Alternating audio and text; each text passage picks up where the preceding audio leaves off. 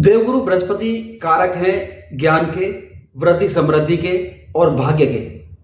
अगर वही वक्री हो जाएं तो निश्चित रूप से हमारे जीवन पर इसका प्रभाव पड़ेगा। देवगुरु बृहस्पति 9 अक्टूबर 2024 को वक्र अवस्था में प्राप्त होंगे और 4 फरवरी 2025 तक ये वक्री ही रहेंगे। इस अवधि में देवगुरु बृहस्पति 28 नवंबर 2024 को रोहिणी नक्षत्र में, जो कि चंद्रमा का नक्षत्र है, उसमें ये प्रवेश करेंगे और 4 फरवरी 2025 तक ये उसी नक्षत्र में रहेंगे। कोई भी वक्री ग्रह परिवर्तन अवश्य लाता है। तो आइए जानते हैं कि वक्री ग्रह होता क्या है और ये वक्री ग्रह क्यों होता है। तो वक्री ग्रह क्या होता है कि ये एक सूर्य के विशेष दूरी में जब ये कोई ग्रह आता है और पृथ्वी के सापेक्ष जब उसकी गति धीमी पड़ जाती है तो हम बोलते हैं कि ये ग्रह पीछे की तरफ जा रहा है और ये वक्र अवस्था को प्राप्त हो गया है। जबकि कोई भी ग्रह पीछे की तरफ गतिशील नहीं होता है, हमेशा आगे की तरफ ही गतिशील होता है। इसको हम इस उदाहरण से समझ सकते हैं कि यदि हम किसी गाड़ी में यात्रा कर रहे हैं और हमारी गाड़ी की स्पीड है 80 किलोमीटर प्रति घंटा और हम किसी दूसरी गाड़ी को टेक ओवर करते हैं जिसकी स्पीड है 60 किलोमीटर प्रति घंटा, तो जब हम उसको टेक ओवर करते हैं तो वो हमको पीछे की तरफ जाता हुआ प्रतीत होती है वो गाड़ी, लेकिन एक्चुअल में वो पीछे नहीं जा रहा होता है, वो गाड़ी तो आगे ही जा रही होती है।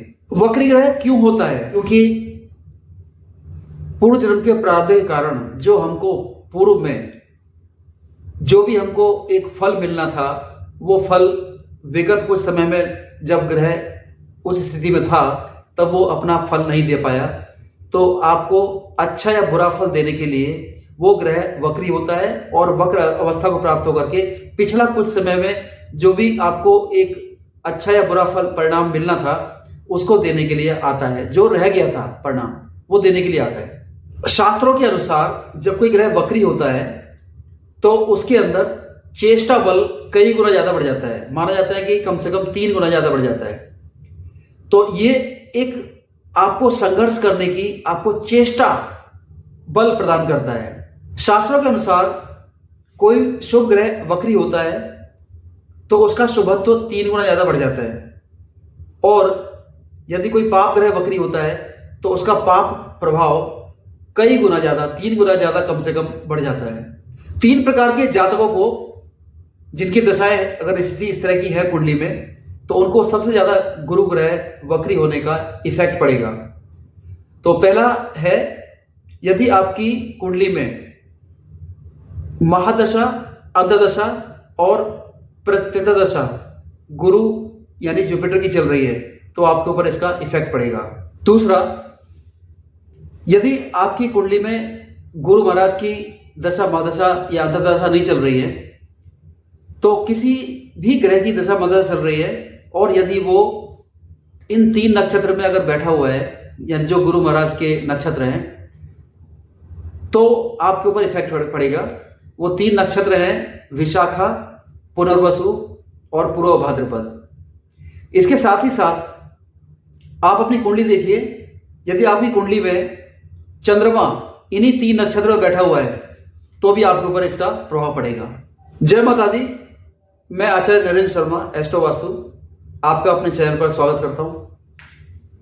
आइए जानते हैं विभिन्न राशियों में और लगन में इसका क्या प्रभाव पड़ेगा। हमारा यह विश्लेषण लगन पर आधारित है, लेकिन यदि आपको लगन नहीं पता है तो आप इसे राशि या फिर नाम राशि से भी देख सकते हैं। आगे बढ़ने से पहले आपसे रिक्वेस्ट है कि मेरे चैनल को सब्सक्राइब कीजिए, लाइक कीजिए, शेयर कीजिए और घंटी के बेल आइकन को प्रेस कर दीजिए, जिससे कि मेरी वीडियो कोई भी अपलोड करता हूं तो उसका नोटिफिकेशन आपके पास पहुंच जाए। और अगर आपका कोई सुझाव है तो प्लीज कमेंट अवश्य कीजिए। कर्क लगन, कर्क राशि, कैंसर एसेंडेंट, आपके 11th हाउस में गुरु महाराज वक्र अवस्था को प्राप्त हो गए हैं 9 अक्टूबर 2024 से 4 फरवरी 2025 तक। तो ये क्या फल देंगे यहाँ पे? 11th हाउस जो कि house of fulfilment of desire होता है। यहाँ पर आपका कोई बहुत बड़ी इच्छा जो आपने सोच रखी थी पहले कोई, इस अवधि में ये आपकी इच्छा पूरी होगी, जो कि आपके लिए बहुत ही बेनिफिट रहेगी, जो बेनिफिशियल रहेगी और आपके लिए भविष्य का निर्माण करने वाली होगी। साथ ही आपके जो सोशल सर्किल हैं वो बूस्टअप होंगे, और यदि कोई आप यूट्यूबर हैं या कोई ऑनलाइन इनकम करते हैं तो ये आपके इनकम को बूस्ट करने वाला समय होगा। आपको पुराना फ्रेंड सर्किल आपको मिलेगा, जो पुराने समय से जो लोग थे वो आपको यहाँ पर मिलेंगे। जो लोग एनजीओ में काम करते हैं ऐसे लोग भी यहाँ पर बहुत ही बेनिफिशियल रहेंगे, उनको बूस्टअप मिलेगा। गुरु महाराज की पंचम दृष्टि थर्ड हाउस पर है, जो कि परिवर्तन को दिखाती है, पराक्रम को दिखाती है, यानी कि आपके जो पराक्रम है उसमें बढ़ोतरी होगी, आपके परफॉर्मेंस में बढ़ोतरी होगी, और साथ ही आपके जो भाई बहन के साथ जो रिलेशन है बहुत अच्छे मजबूत होंगे, उनसे लाभ मिलेगा।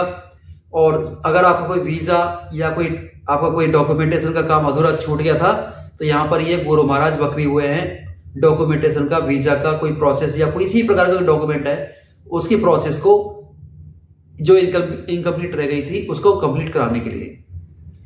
और साथ में ये इस छोटी यात्रा का भी हाउस है, तो आपका कोई छोटी यात्रा भी इस दौरान इस अवधि में हो सकती है, जो कि आपके लिए लाभकारी रहेगी।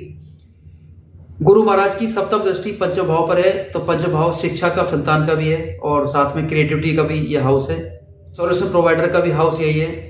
तो यहाँ पर आपको एज ए सॉल्यूशन प्रोवाइडर अगर आपको जो है कोई डिसीजन आप लेते हैं तो यहाँ पर आपको बहुत ही बेनिफिट रहेगा सॉल्यूशन प्रोवाइडर के तौर पर।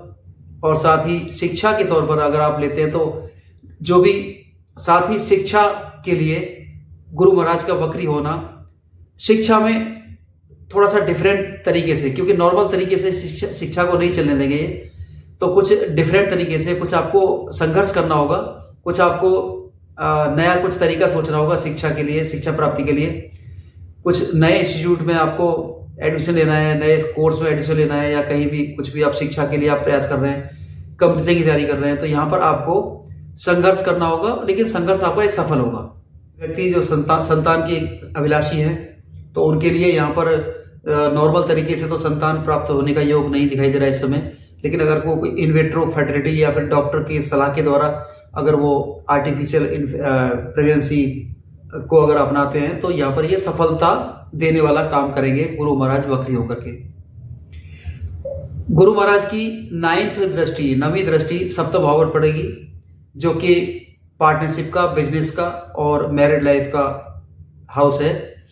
तो यहाँ पर आपके कुछ बिजनेस में कुछ बढ़ोतरी का योग है, यहाँ पर नए नए पोर्टफोलियो, नए नए आइटम, नए क्लाइंट जुड़ने का योग है, दूर स्थान से बिजनेस के डीलिंग होने का योग है और उसमें बेनिफिट होने का योग है। साथ ही आपकी जो डेली बेसिस है, जो डेली इनकम है, उसमें भी बढ़ोतरी होगी, यहाँ पर बूस्टअप होगा, आय के नए स्रोत खुलेंगे बिजनेस के और डेली बेसिस के। और साथ ही लेकिन आपकी जो मैरिड लाइफ है, मैरिड लाइफ को थोड़ा ध्यान रखना पड़ेगा आपको, क्योंकि अगर पहले से अगर आपकी मैरिड लाइफ डिस्टर्ब चल रही है तो यहाँ पर ये आग में घी डालने का काम करेगी, मैरिड लाइफ खराब होने का यहाँ पर योग दिखाई दे रहा है। और साथ ही पार्टनरशिप अगर आप करते हैं बिजनेस के साथ, आपका कोई पार्टनरशिप है, कोई पार्टनर है कोई, तो उसके साथ भी अगर आपके रिलेशन है तो उसके साथ आप ईगो क्लैश हो सकता है, तो इसके लिए आपको ध्यान रखना होगा। और ईगो क्लैश आपका हो सकता है अपने फ्रेंड्स की सर्किल के साथ भी, तो फ्रेंड सर्किल के साथ भी आपको थोड़ा सा यहाँ पर ध्यान देने की आवश्यकता रहेगी। जो महिलाएं नॉर्मल कंसीव करना चाहती हैं वो स्पेशल ध्यान दें, क्योंकि यहाँ पर वक्री गुरु के अलावा पंचम भाव पर वक्री शनि की भी दृष्टि है, तो यहाँ पर उनके लिए ये एक कठिन समय रहेगा, उनको इस दौरान प्रेगनेंसी के दौरान बहुत ध्यान देने की आवश्यकता रहेगी। कर्क राशि के जातकों के लिए नए नए इनकम के स्रोत खुलेंगे और आय में बढ़ोतरी होगी।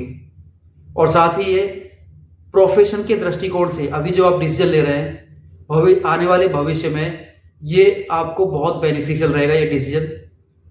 यहाँ पर गुरु महाराज वक्री होकर के ये संदेश दे रहे हैं। अब बात करते हैं उपाय की। तो सबसे पहला उपाय है कि विष्णु सहस्त्र नाम का पाठ कीजिए। अगर आपके पास समय नहीं है पाठ करने का तो आप अपने मोबाइल में भी इसको डेली सुबह सुन सकते हैं। इसके अलावा बृहस्पतिवार से स्टार्ट कीजिए और हल्दी का टीका माथे पर लगाइए, जीवा पर लगाइए और नाभि पर लगाइए। और तीसरा उपाय आप कीजिए, थर्सडे को आप केले के पेड़ की पूजा कीजिए, देसी घी का दीपक जला करके हल्दी और चने की दाल अर्पण करके उनको केले के पेड़ की जड़ में जल भी चढ़ाइए। अगर ये तीनों उपाय अगर आप ये करेंगे या कोई भी उपाय कर लेंगे तो आपका बृहस्पति जो बुरा इफेक्ट अगर दे रहा है तो वो आपको बुरा इफेक्ट नहीं देगा, बल्कि आपको शुभ इफेक्ट देगा। मिलते हैं ऐसी ही अगली वीडियो में, तब तक के लिए